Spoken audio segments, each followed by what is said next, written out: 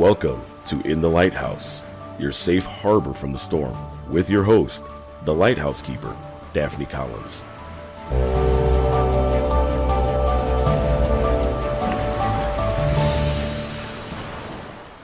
Hello, and welcome to In the Lighthouse, brought to you by Carry the Light Ministries.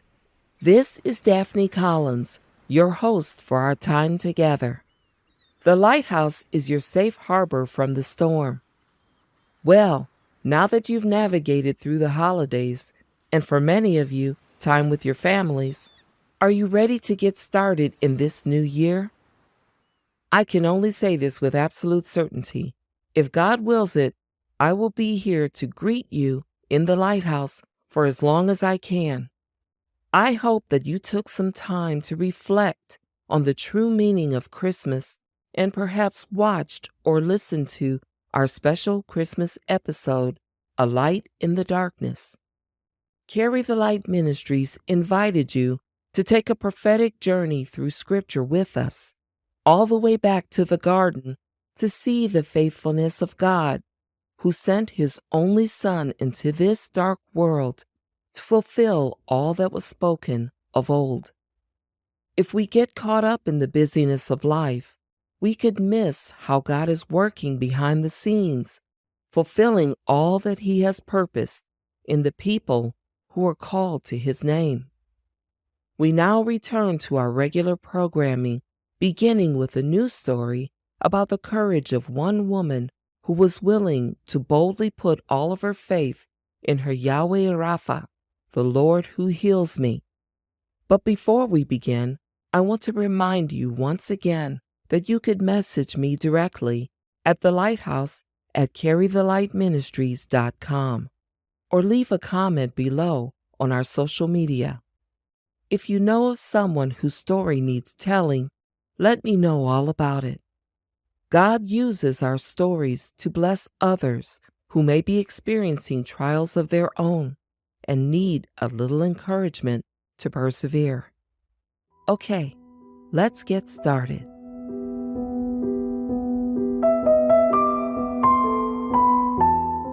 Providence has a way of kicking back when we go about our days relentlessly trudging the wheel of fortune, hoping beyond hope that unfortunate circumstances would not come knocking at our door.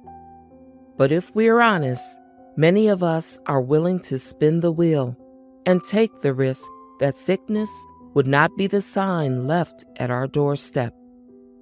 We get caught up in situations, many of which can be of our own making, that develop into microscopic stressors wreaking havoc in our bodies. Even the healthiest of athletes can succumb to the black ball landing on their number on the wheel. When the news is heard, we must take time to comprehend its gravity and work through the emotions that will inevitably begin to form in our psyches. The sovereignty of God, for many of us, is brought to mind. Questions are formed and solutions are sought based on the information provided. Fight or flight becomes the overwhelming instinct as the enemy begins his campaign of attack. In such situations, how well armed would you be? Are you prepared to fight, or would you crumble under a blanket of hopelessness? Meet Patti Stoltz, a wife, mother, business owner, and a true fighter. Patti and her husband Randy attend the same church as I, appropriately named Hope Bible Church, where I first got to know Patti in our small group. God has a way of placing people in your path whom you know would make an impact in this world. In her own way, Patti has been doing just that. As a believer in Jesus Christ, Patti wears her faith like a badge of courage for anyone to see. This episode is entitled A Healing Faith and tells the story of faith under fire. It's a story of advocacy in the face of bureaucracy, faith versus science, and God's providential hand moving in the background to show his loving kindness and mercy in the time of storm. Patti's account is her own retelling as it happened, and although it's honest and straightforward, her opinions or decisions may not agree with some of our listeners. But the beauty of this is that in God's economy, all are free to make choices they believe will work best for them. Patti made her choice, and it became her battle plan. Some of what is spoken may not be suitable for certain audiences, so I caution adults and parents to use discretion with your young ones when listening to this episode.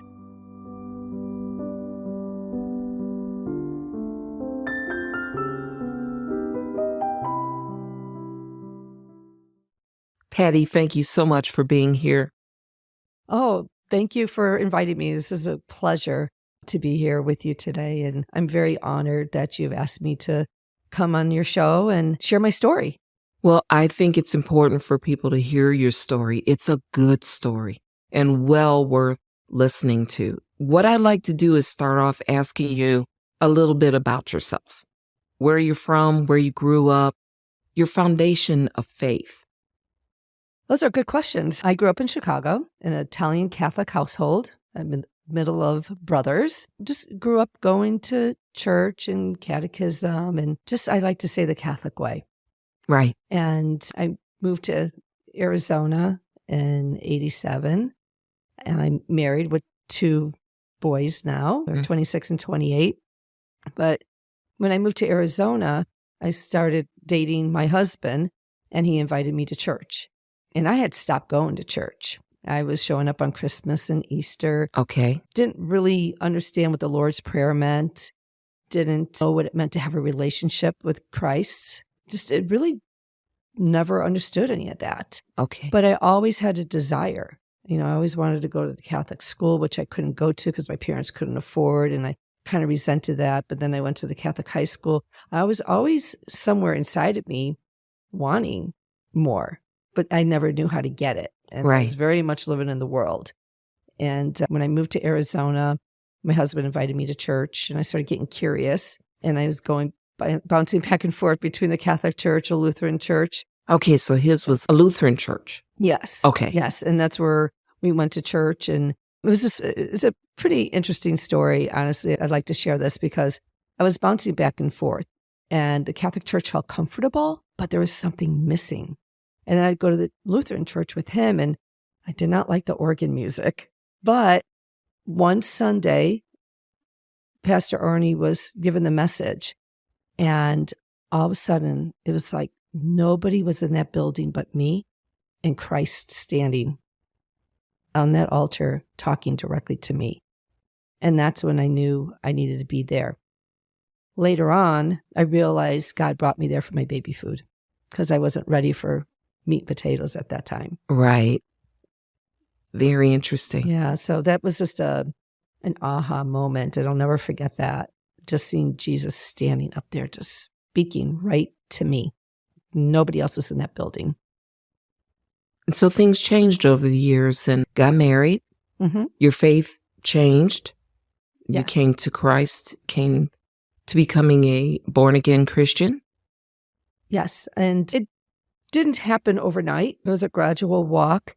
And it really didn't happen until 2001. So I moved to Arizona in 87. I got curious. I started going to church and we went to church regularly. Right. I even got, bamboozled into teaching Sunday school. And I was very nervous because those kids knew the scripture better than I did. But that's where God was like pulling me. And I thought, okay, I'll try this. And I ended up teaching Sunday school. I got pregnant with my first child and I just started talking to God. I went through some things at a young age and I was just asking God to, provide a healthy baby for me. And I would just start these conversations with God. But it wasn't until 2001 that I learned what it meant to have a relationship with God. That's when I learned what it was like to surrender, to let Jesus take the wheel. What precipitated that change for you? Going through breast cancer, that diagnosis of breast cancer. And, nobody likes to hear that. Nobody likes to hear any kind of disease. Cancer always seems to be like the old shocker. And Right. the way people make it out is like, oh, you have cancer. It's horrible. You're going to die. And that is so far from the truth. And honestly, I knew I had it before the doctors confirmed it. So actually having some issues in 91 before my marriage, I started having high blood pressure issues out of nowhere. Teaching aerobics, personal trainer, healthy. And the doctors treated me for 6 years for high blood pressure. And I'd always say, why? And I always was nervous because my dad had arteriosclerosis, heart disease, heart attacks. And I thought, am I going to have a heart attack? But I'm teaching 3-4 classes a day, right? So I'm in pretty good shape. My heart's strong. And it wasn't until medication wasn't keeping me under control. And the sad thing is, when I got pregnant with my first child, my blood pressure went to normal. And then after I had him, after about 2 months, the blood pressure went up higher than it was originally. And then I went back on medication, got pregnant again with my second child. My blood pressure went down back to normal. Right. Then after I had him, it went up even higher. So the doctors were saying, no more babies.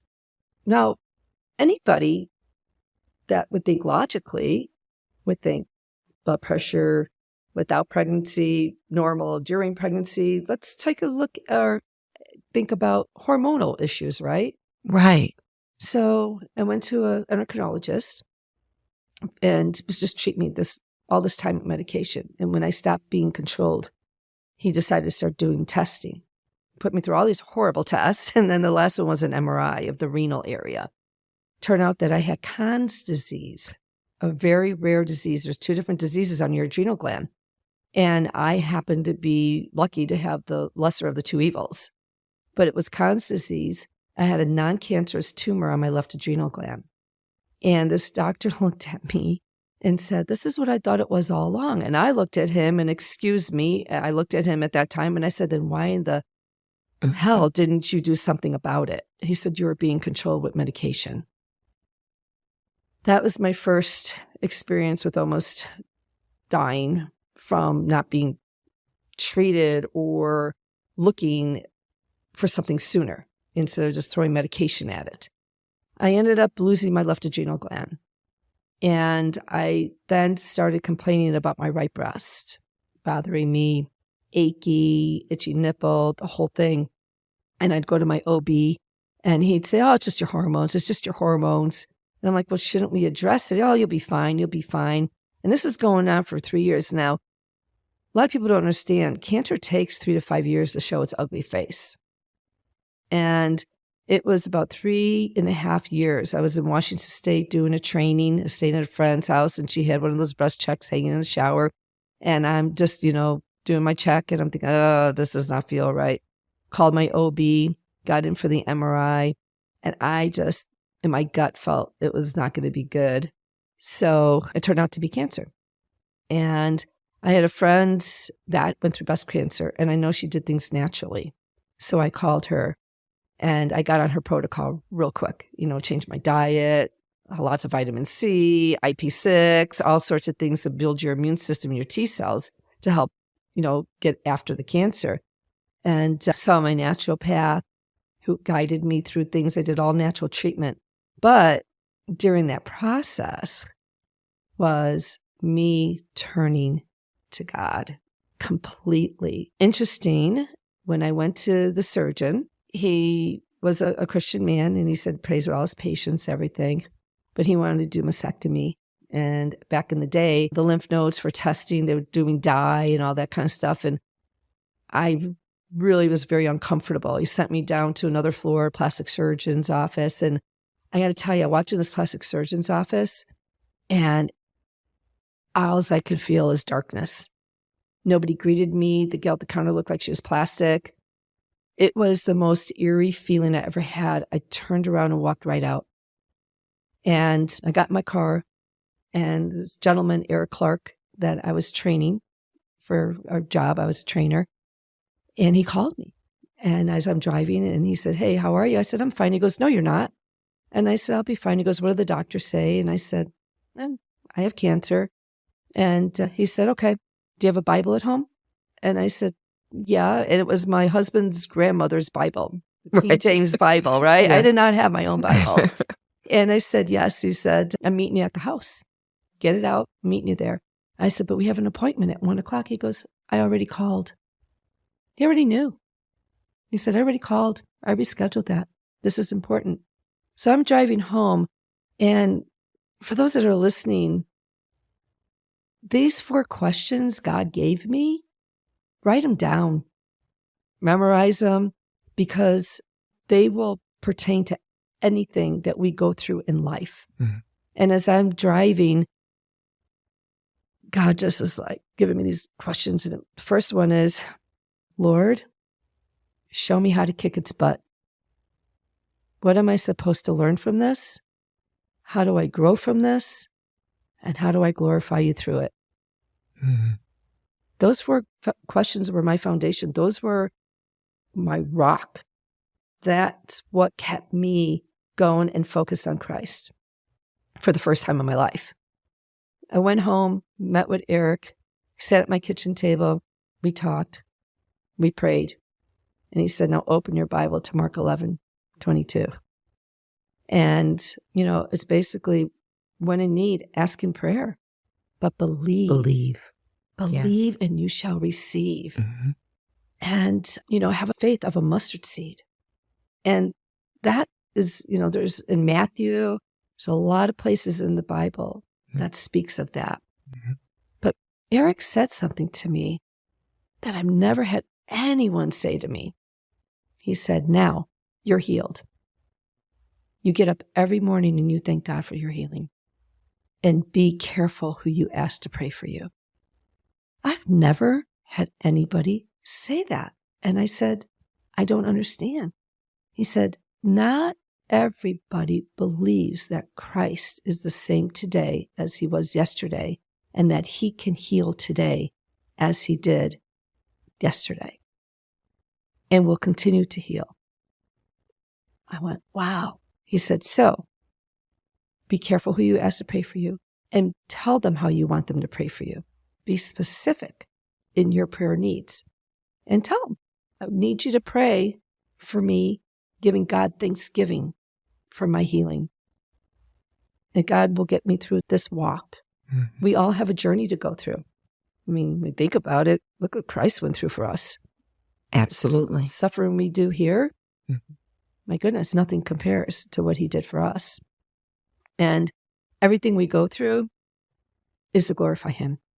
If we allow him to use us, then it will always glorify him. There's nothing that we go through in our life that he doesn't put for the goodness to help other people. Use our situation as a witness to other people. Mm-hmm. And I opened my Bible for the first time with Eric. I mean, really opened it. But every day. Or your husband's grandmother's Bible. Right. Exactly. Yes.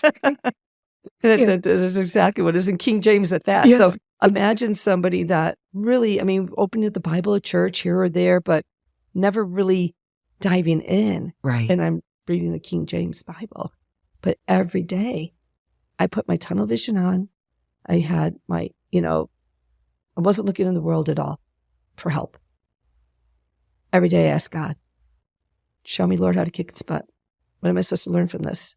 How do I grow from this? How do you want me to glorify you through this? Talk to me, please. Through a person, through your word. Just please put something in my path. Make it so clear and evident that it's what I'm supposed to be doing. And I will tell you, it all just started to align itself. Mm-hmm. I was going to a homeopath and a naturopath, a chiropractor, and an acupuncturist. I created my team of doctors. And I switched surgeons. The first surgeon was a Christian, but he was too, what's the word I'm looking for? I did not want to go through a mastectomy. I thought he was too aggressive. Radical. Mm-hmm. I had a friend that was a plastic surgeon that I knew from Chicago that moved here. Mm-hmm. And I called him and I told him what was going on. And he referred me to another doctor, surgeon.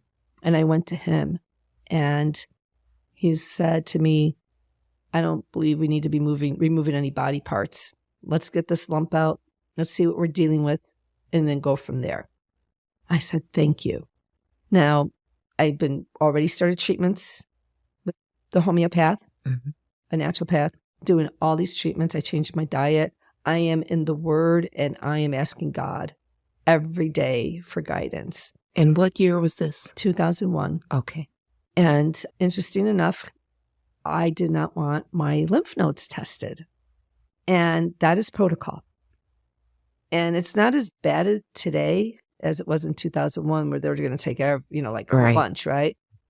And I said to my homeopath, I said to him, I want to get the cancer out, but I don't know about my lymph nodes. I'm nervous about it. I don't know. And he said to me, are you going to do chemo? And I said, no. I saw 2 friends in high school, perfectly healthy. One died immediately after chemo.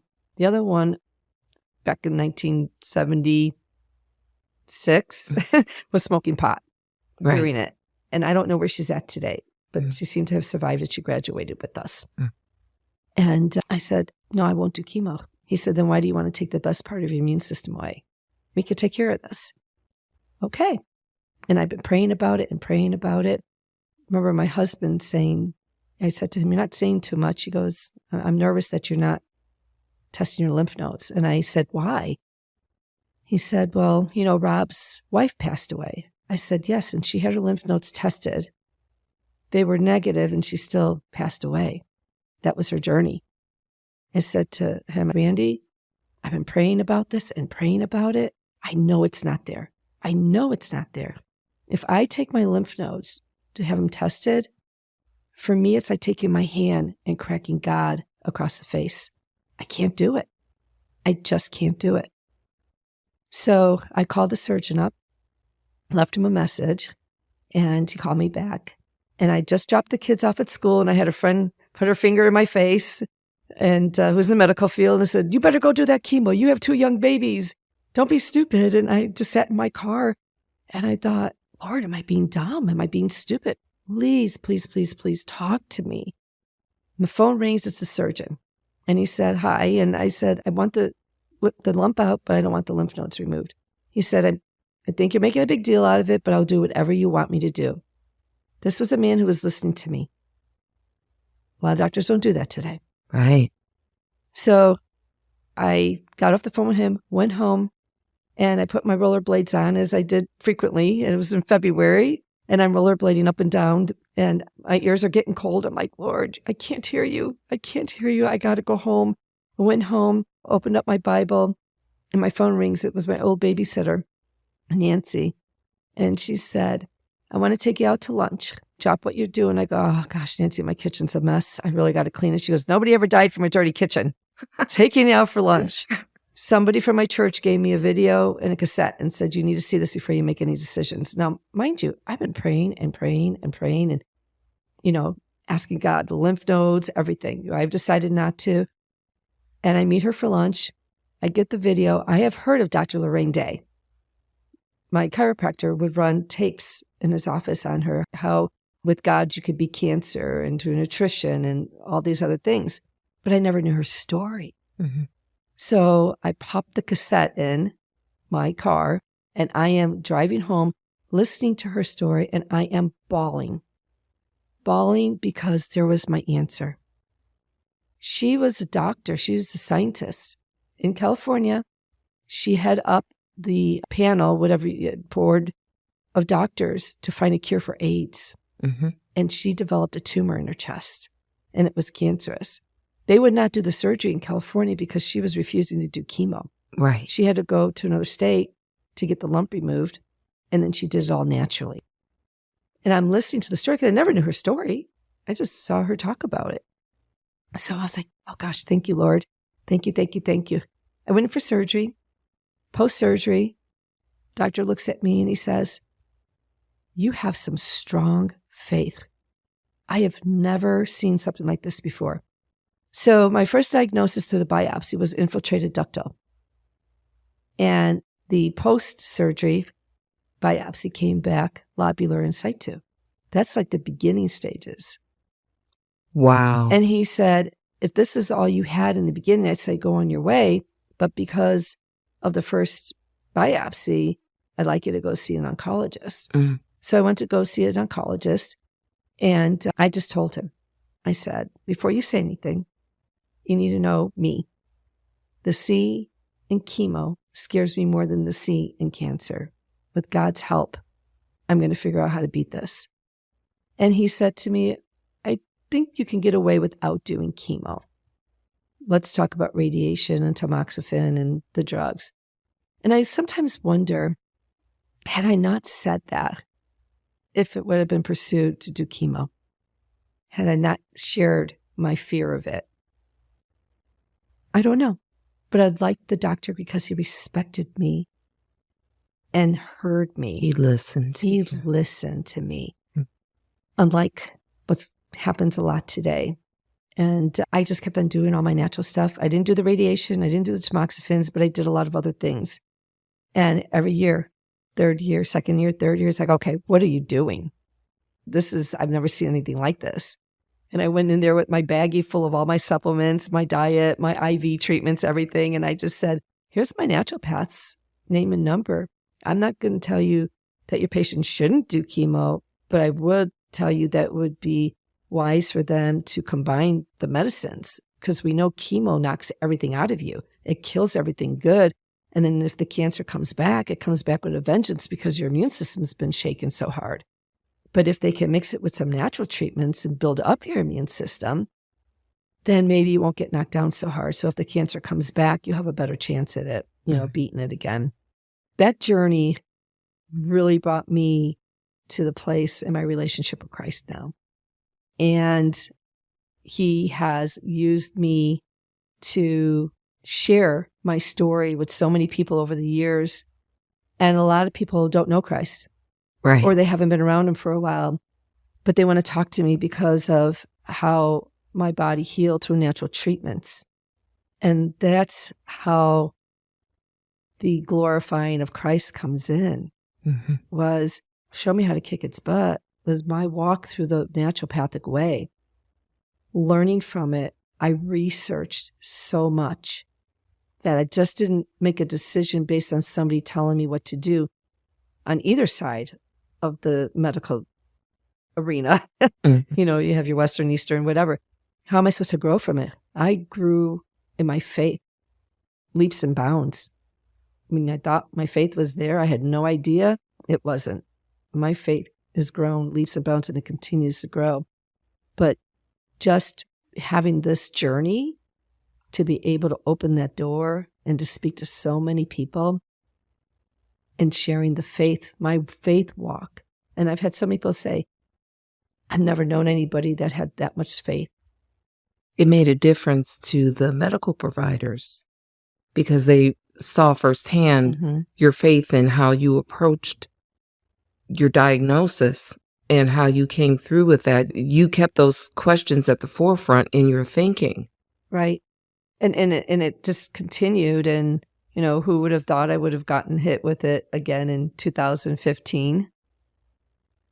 And that journey was different then too. Okay, so you had a first diagnosis was in 2001. Now you're telling me a second diagnosis came your way. Yes, and I was shocked because, I'm healed. Yes. I'm healed. God healed me. God healed you the first time, and you were able to be a bold witness to that healing, and God got the glory, right? That's how can I give you the glory? And then it comes back again. And this was a shocker. I had an implant. Okay. And I went for a mammogram, and the implant was busted, and I was severely bruised. And it's kind of sad. The gal that did the mammogram, her mother had just recently, maybe like 3 months, passed away from breast cancer. And sometimes I just wonder in her subconscious that here I am, a survivor in front of her. It was brutal. I've never had a mammogram that brutal. So I had to find a plastic surgeon to replace the implant. And the mammogram showed nothing. My blood work was good because, I had to go through all that before I could do anything. So she got in there, replaced it, and found some tissue that felt kind of weird. So because of my history, she sent it in for a biopsy. And much to my surprise, it came back as cancer. But again, thought I had it. But I didn't want to accept that. So before I even went in for the You surgery. thought you had it. You thought you were healed. Are you saying to me that there were vestiges of the previous cancer still there? No. The So cells? no, that cancer's never come back. Right. So this is a totally different cancer. But for some reason, I just felt like something was How not is this right. possible that I have cancer again? And I didn't want to accept Right. it. And then when she told me, I was just like in shock. And this time I got depressed. Okay. First time I didn't get depressed. First time it was like, okay, Lord, it's you and me. I couldn't think about my kids. I couldn't think about anything. If I thought about if something would happen to me, I probably would have went down a dark valley. Right. But I never went there. I just focused me and God. That was it the first time. Second time, I got depressed. It was a gut punch. It was a gut punch. Our family went up to Flagstaff, and we were celebrating my mother-in-law's sister's 90th birthday. And I was still recovering from the surgery. And there was a lot of people there. I decided to go outside for a walk. I didn't tell anybody. I just left. I was walking in the street, feeling down, and I stopped in the middle of the street. And I started waving my hands and yelling and stomping my feet. And I said, Satan, I'm done. I am done with you. You do not have authority over my mind, my heart, my soul, my thoughts. God in me is stronger than you are in this world. You belong underneath my feet. You are the serpent's head underneath my feet. And I am yelling, waving my hands, screaming, and stomping my feet. And I'm thinking, the woman went into battle. I gotta tell you, I was like, felt so much better. Yeah. But I started laughing. And I started looking around and I thought, oh my goodness, people are looking out their window. They're going to, who is that crazy lady waving her hands, yelling and screaming and stomping her feet in the middle of the street? I kind of picked it up, and got right on it. You needed that. You needed that explosive type of battle. Yeah. To get the fight back. Yeah, absolutely. Because I didn't tell anybody I was feeling depressed. It was a mirage. I'm like, I'm okay. I'm good. I got this. But it was that moment where I was just like, nope, Satan, you have no authority here. I'm done with you. So what was the battle plan? The battle plan went back into complete trusting God. Same 4 questions? Same 4 questions. Ah. Same treatment plan. Okay. But every journey, there's a reason we become ill. And it's an emotional tie to our journeys and our stressors. So stress is the number 1 cause of disease. You can look that up. You'll find it anywhere. John Hopkins, anywhere. Stress causes disease. People will say, I'm not stressed. But it's not just the physical stress that you feel. There's an emotional stress of your past, of things that happen.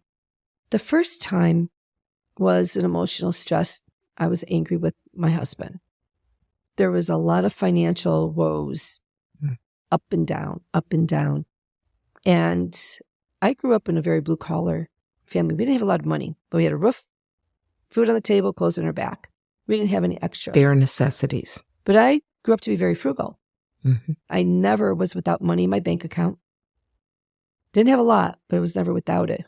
And we got to a place where we lost everything. And I was mad. And I couldn't just be mad at him. I was mad at me because I didn't put my foot down. I also wasn't turning to God. And you were in control. I was in control. And when I wasn't in control, I became angry and bitter. Right. Okay. And I pushed it out on my husband. It got the target on his back. But I was mad at me. And 2 kids, babies, the whole thing. And after a while, that just eats away. Does. Second time was a little bit of a different stressor. I was so busy. Work, things were going on in the business. I wasn't taking care of me. And I kind of lost focus. Let's take a moment for this short break. When we return, we'll hear more from Patti in this episode of A Healing Faith. Have you ever considered what it means to be a Christian? In Philippians 1:21-25, the Apostle Paul describes what it means to be a Christian. It means living with a single passion in life.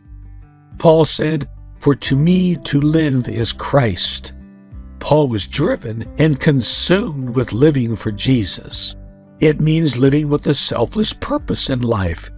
Paul said, "I will remain and continue for you all for your progress." All he could think about was what would be best for them, not him. Paul was consumed with the needs of others and what was best for them. And it means living with a simple plan for life. Circumstances and suffering could not distract Paul because he kept his eye on the prize, that one day he would be with Christ. Beloved, it is an incredible privilege and responsibility to be a Christian. In 2023, I challenge you, like Paul, to determine to live for Christ, to intentionally put others' needs before your own, and to live motivated by the reality that at any moment you could be in the presence of Jesus. Oh, that will be glory. Praise the Lord. This is Lane Wilder for Carry the Light Ministries, bringing you insights from an elder.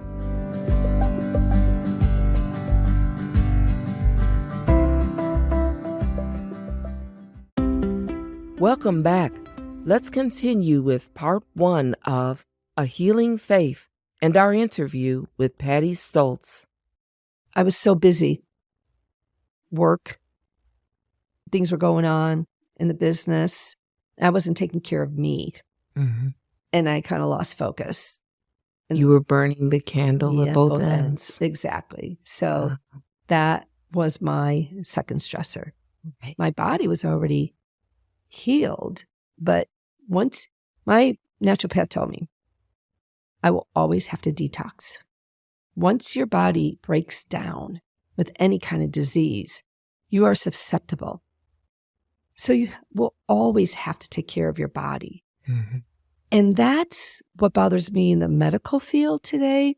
Say, oh, do your chemo, eat your chocolate cake, eat your pie, go have a milkshake, go do this, go live your life how you want, go ahead, have your glasses of wine, whatever it is.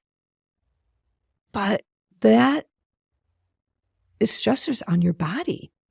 It makes your body toxic. Your body can only consume so much of that. Have some once in a blue moon, maybe a special occasion, an anniversary, a birthday, on Thanksgiving, on Christmas, on Easter. That's maybe 5 times out of a year. Enjoy it, but don't overindulge. But I don't like the idea of burn it, cut it out, pill it, because that's not getting to the cause.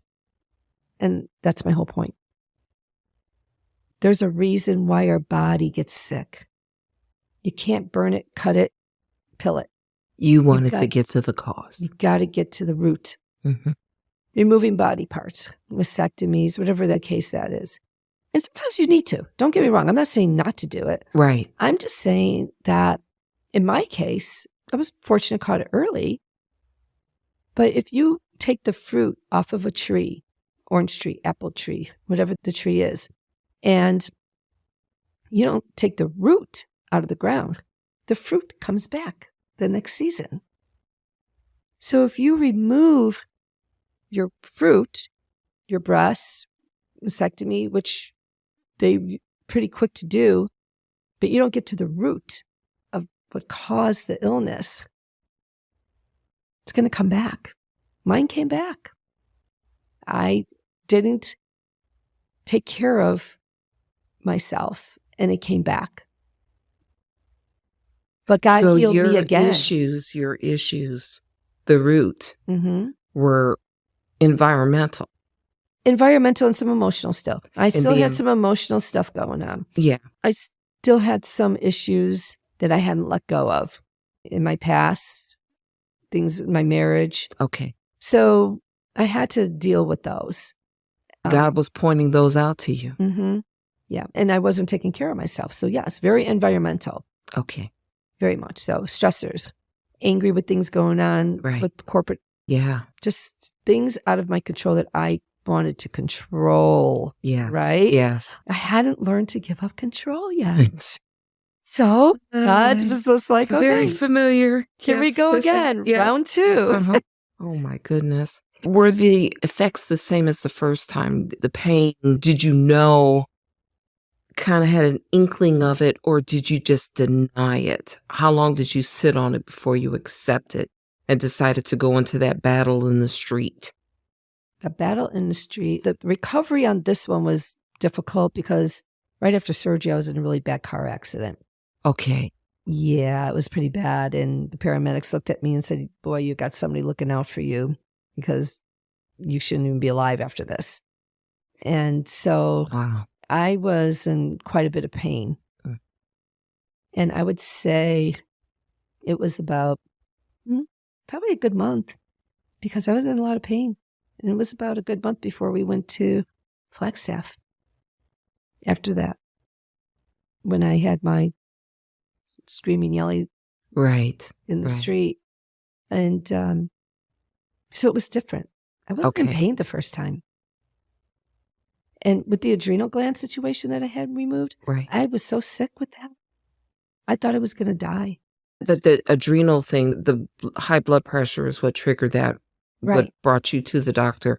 And then the other things came later. Mhm. But the second time with the breast cancer diagnosis, there were no triggering events, nothing to really, it was the environmental causes, the thing, Right. Okay, gotcha. Right. Yeah, exactly. And then you're healed.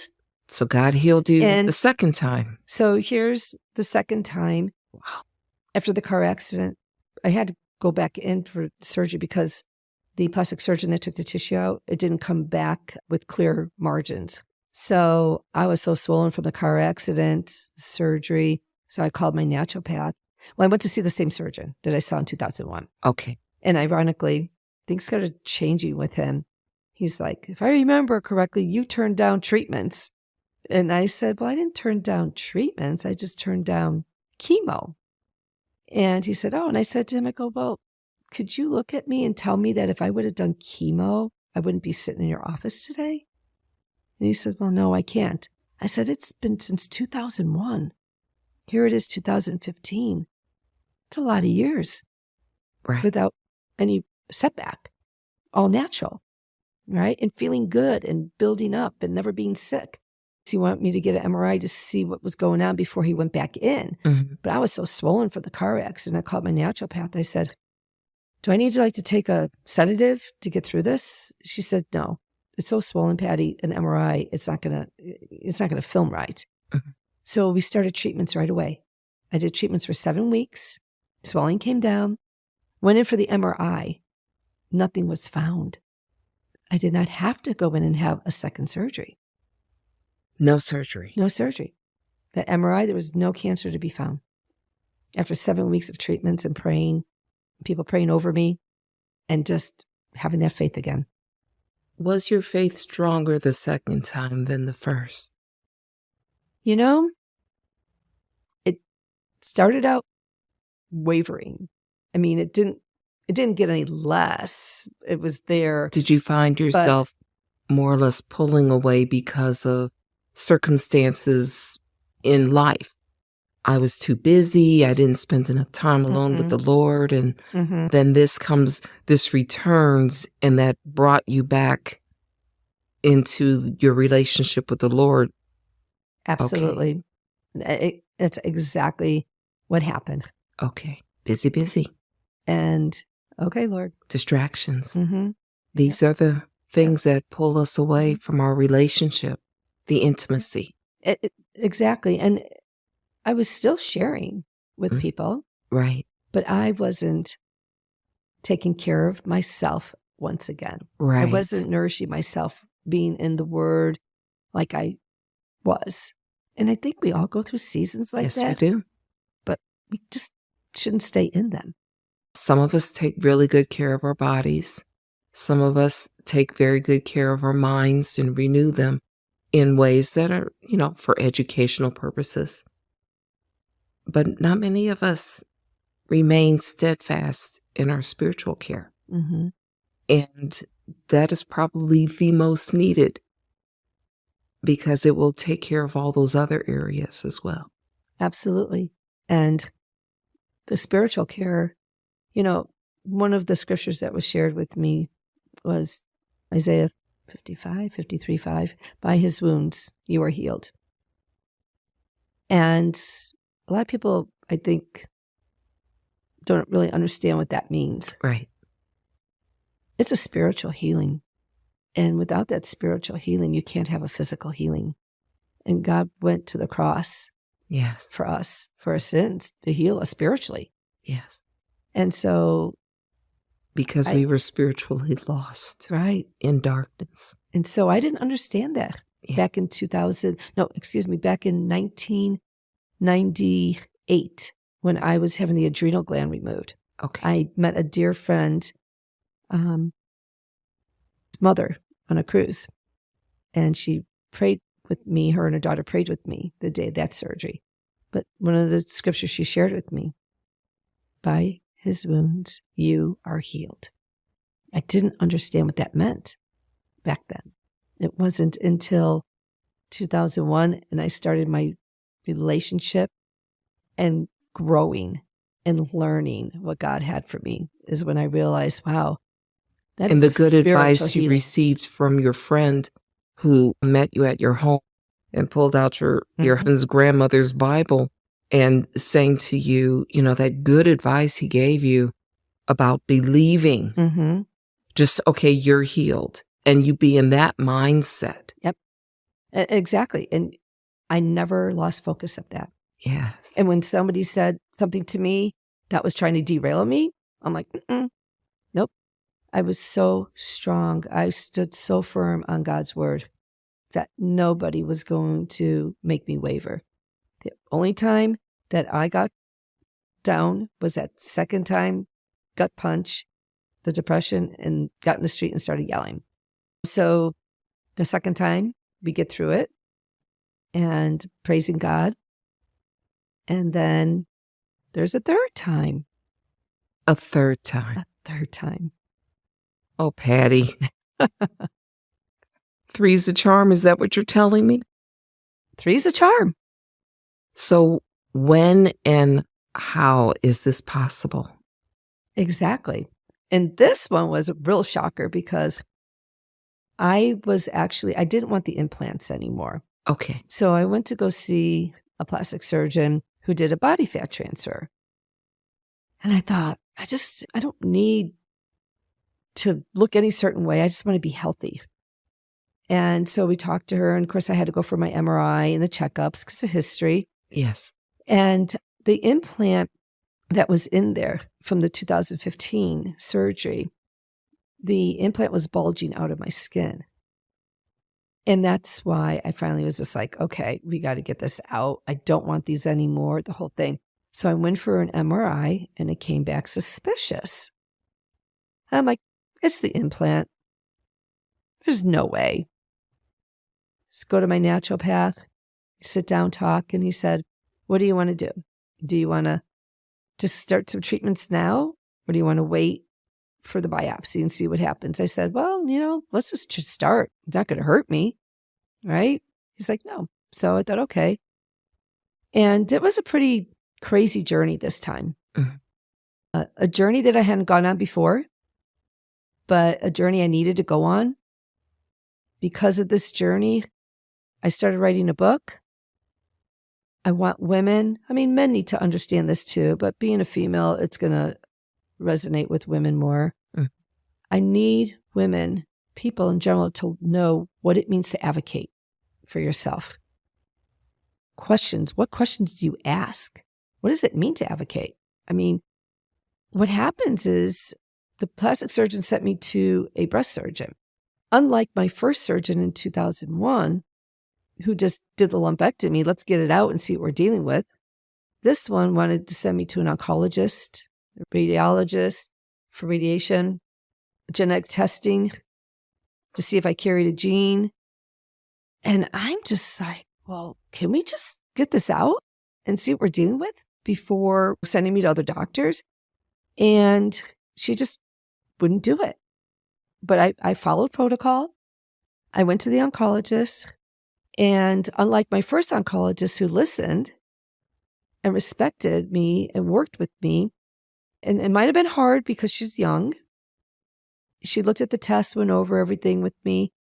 I told her, I said, I already started treatments with my naturopath. She said, you're doing what? I said, well, I've started treatments with my naturopath already. And I said, please understand that the C in chemo scares me more than the C in cancer with God's help. And she cut me off. And she said, I wish I would have recorded this conversation. She cut you off at the fear that it was when the God part came in. Okay. Yep. That was more offensive to her than your fear of the chemo treatment. Interesting. She said, we do chemo so the cancer doesn't come back. And I just looked at her and I said, so you're telling me if I would have done chemo, I wouldn't be sitting in your office right now having this conversation with you. You're telling me if I do chemo today, I will never see the face of cancer again. Guaranteed. She says, well, I can't guarantee that. I go, but didn't you just say we do chemo so the cancer doesn't come back? And she was getting flustered. And I said, look, I am the nicest person, but I will be your royal pain in the butt. I will be the person that's going to ask questions. I will be the person that needs to research, pray about it. And if God guides me to do chemo, then I will do it. But I will tell you right now, I will not do it without my natural treatments. She says, well, we'd have to talk about that. I'm like, what's there to talk about? Well, I don't know how they would hurt you or interfere. And I said, are you willing to work with my naturopath? He specializes in oncology. She says, well, we'll have to talk about that too. And at that point, I was like, okay, she's not listening to me. She's not hearing anything I'm saying. She wants to do it her way or it's the highway. Mm-hmm. When she was not even if she fibbed, yes, I'd be willing to talk to your oncologist. But no, not even showing any willingness at all. And then she wanted to put me through some tests, a bone scan and a CT. And I said, okay. And then she started talking about nuclear, the nuclear stuff they put in you. Right. And I said, whoa, wait a minute. Time out. Is there a reason I need to have these? Is there something indicating that the cancer's elsewhere? Should I be concerned? Well, no, but we want to make sure. And I said, well, if we're going to make sure, and you're going to put me through 2 tests, putting stuff in me twice, let's just do a PET scan. Poison me up once, not twice. And she's like, well, and she told me the same thing that my first oncologist told me in 2001. She said, well, your insurance won't cover a PET scan. Why? Same thing my first oncologist told me. You have to have a reason to order a PET scan. They have to think that it's elsewhere in your body, in your organ. They have to have a reason. And I said, so the insurance won't pay for a PET scan, but they're going to pay for 2 separate tests and inject me twice. I said, just listen to the person I am, please. I need the information. I need to research it. I need to pray about it. If God leads me to it, I will do it. And so she excused herself, went out, came back in. She handed me a packet. And I said, what's this? She goes, this is everything that you'll need to research. If the tests come back this, we'll do this treatment. If the test comes back that, you'll do this treatment, blah, blah. Walked out of the office, and I'll tell you, it was just so sterile. Right. Just so sterile. In the waiting room, everything is just so sterile. I walked out, got in my car, and I just threw the papers on the floor. I was like, this is too much. Next day, I go to my naturopath for my IV treatment. I walk in his office and I hand him the packet. He says, what's this? And I told him what happened. He took it, threw it in the garbage. He said, you don't need to worry about this. And I started bawling for the first time, just crying for the first time. And I said, this is too much. This is too overwhelming. This is just, I can't do this. This is just too much. I don't know anybody listening. When was the last time your doctor ever got up and came and walked over to you and dropped what he was doing and hugged you and said, I'm going to take good care of you. I don't want you to worry. That's wonderful to hear. No, not many do. It's all I needed. Right. I sat in that chair, got hooked up on my IV, and felt better. I went to the genetic counselor, and I said, why do I need this? Well, if you come back positive, it would change the course of treatment the doctors would want to do. I said, but I'm not going to change the course of treatment. I'm staying with my natural treatments. Right, right. And she said, yeah, but they might, if it's positive, they'll probably recommend hysterectomy and, double mastectomy. And I said, I'm 62 years old. Why do I need to know this? I already know I have cancer. And God's healed me twice from cancer, saved me from a car accident the paramedics said I should have died in. Why do I need to do this? She said, well, do you have any daughters? No. Do you have any sisters? No.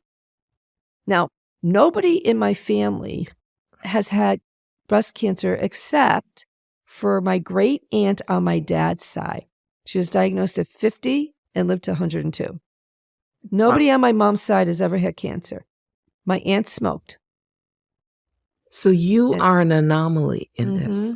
this. This is okay. This is interesting to hear. So They have no family history to go on. right. So why do I need to do this test? Right. I already have cancer. I know it. Yeah. I'm not going to change my course of treatment. And then she says, well, do you have children? I have no daughters. We established that. I'm like, Yeah. well, yes, I have 2 sons. Well, they can get breast cancer. And at this point, I'm feeling like there's a selling. And I said, my boys understand that there's cancer on both sides of the family and they need to take care of themselves. They need to go for screenings. And we're going to trust God. I said, sometimes I think science gets in the way. And I don't want my family always looking over their shoulder of what's to come. I think we do that enough with what's thrown at us from the world.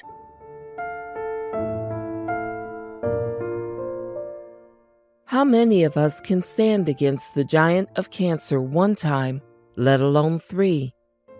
This first part of Patti's story demonstrates a faith in God's providence to heal for those who believe. To believe is to take risk. When there is no possibility of explanation, even from the scientific community, we are left with questions that are simply beyond our comprehension. The fact remains, God is in control. We are not. Patti chose to lean on the everlasting arms and trust in His providential care with 4 questions that became part of her battle cry. She polished up her armor and took on the battle stance of advocacy for herself, knowing that Yahweh Nisi, the Lord our banner, goes before her into battle and would never forsake her as long as she trustingly followed His lead. Please join me next week to hear the conclusion of Patti's remarkable story, A Healing Faith, a tale of courage in the midst of illness. Transcripts for this and all future episodes can be found in our show notes, as well as information provided to us from our guest. Do you have a story of courage under fire? I want to hear from you, so please email me at thelighthouse@carrythelightministries.com or post your comments below. Please subscribe here, like us, share our videos, and hit that bell to notify you when we upload new content.